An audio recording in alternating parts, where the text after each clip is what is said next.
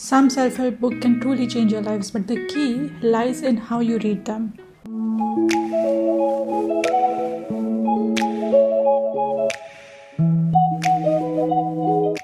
If you're new to this whole self-growth thing, reading your first self-help book can feel a little overwhelming. You might get confused where to start or which book to select for your situation.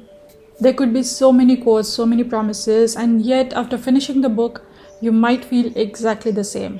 Like it made no major impact in your life or that it was a complete waste of your time. So this video is your beginner's guide to reading a self-help book in a way that actually benefits you.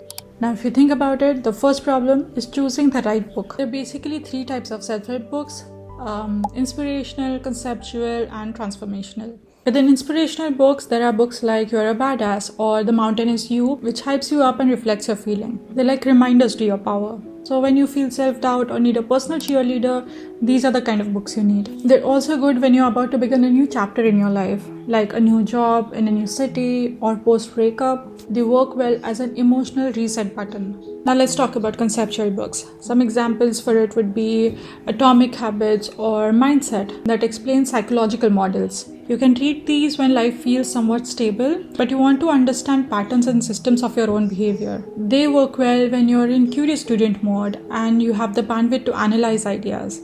Because these are the books to study, take notes on, and apply deliberately like mental gyms. And at last comes the transformational books. Some good examples of transformational books are Women Who Run with the Wolves or The Body Keeps the Score, which demand deep inner work. They're meant for periods of transition, loss, or identity shifts, like career change, grief, burnout, or spiritual questioning. But only read these when you feel comfortable to face uncomfortable truths, not when you are in a rush. They need some space to settle in, and you might have to reread certain parts of the book to understand better. You can't read all three the same way. Trying to read Atomic Habits like poetry or Wolves like a to-do list will only leave you confused and tired. So let's break down that next. Step 1. Don't read from start to finish.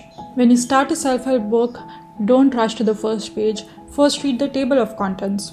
The way the chapters are laid out tells you how the book is meant to be read. Some are sequential, where each chapter builds on the last one, like stepping stones in a course. A book such as Atomic Habits works this way. It begins by explaining the psychology of habits, then moves into building small ones, breaking bad ones, and finally creating long-term systems. Skipping ahead in books like these means missing the foundation, which will make the later strategy actually stick.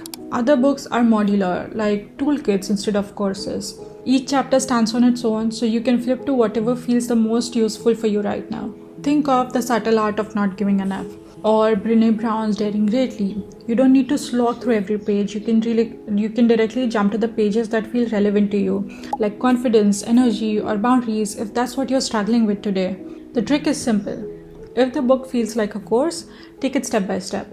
But if it feels like a toolkit, grab the tool that you need today. This way, you don't waste energy forcing yourself into reading front to back, and you get insights that actually meet where you are. Step 2. Choose one insight, not 100.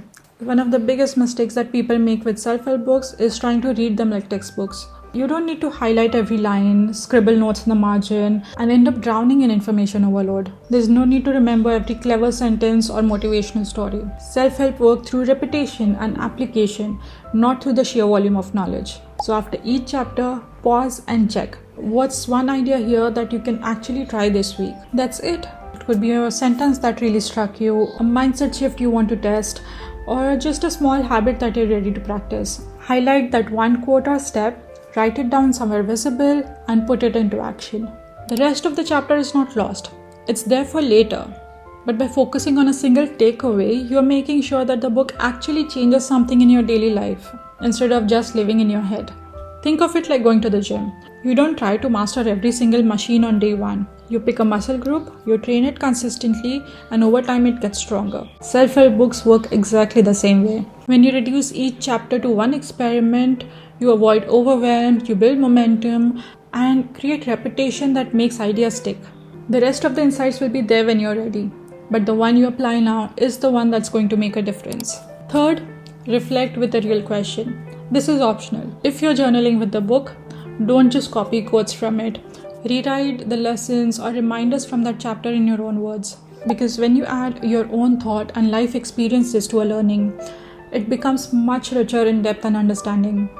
Most people collect insights like souvenirs, but healing comes when you wrestle with the idea and context of your life. Fourth, don't force integration. Some books plant seeds. You might close the book and feel completely unchanged, but then 1 week later, you react differently in a conversation and realize something clicked. Your brain needs slowness and safety to update beliefs.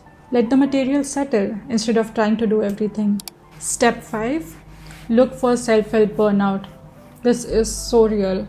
If you're bringing book after book and still feeling stuck, you might be in a self-help loop. This usually means that you're reading to feel better temporarily, but you're not implementing anything uncomfortable.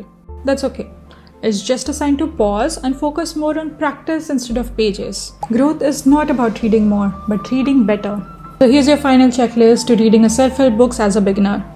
First, pick a book based on what you're going through. Second, check the table of contents to know how to proceed. Third, choose one insight and test it in real life. Fourth, reflect like a human, not a highlighter. And fifth, let go of pressure to fix everything fast. And most importantly, read like someone who already deserves a good life, not someone who's trying to earn it. If you like this video, give it a thumbs up and drop a comment to let me know what was your first self-help book that either confused you or actually made an impact in your life. I'll reply with my thoughts. And I'll see you next time. Bye.